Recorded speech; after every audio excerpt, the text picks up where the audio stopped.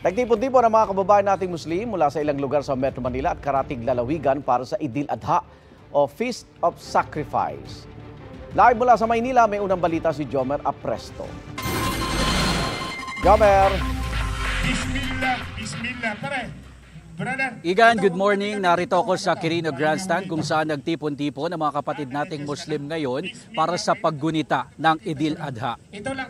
Posibleng umabot sa mahigit 40,000 na mga Muslim ang magtutungo rito sa Grandstand base sa impormasyon mula sa organizer na si Sultan Suhaili Abangon. Karamihan sa kanila ay mula sa Metro Manila at sa mga karatig lalawigan.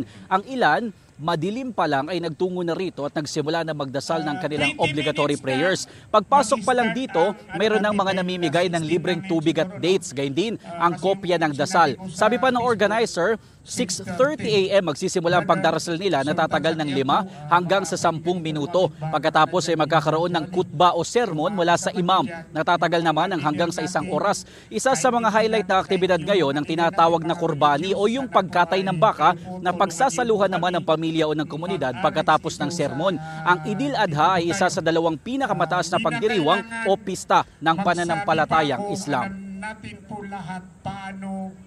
Ang darating dito more or less 40,000 kasi punong-puno na ito.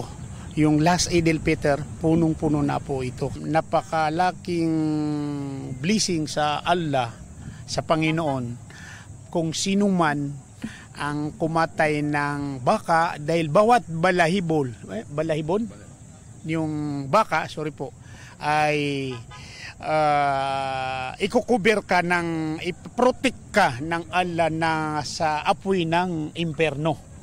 Allahu Akbar, Allahu Akbar, Allah. Igan, sa ngayon ay tuloy-tuloy pa rin ang pagdating ng mga kapatid nating Muslim dito sa Quirino Grandstand. Maganda naman ang panahon ngayon pero inaabisuhan pa rin ang mga magtutungo dito na magbaon ng payong bilang pananggala sa ulan at sa init ng araw.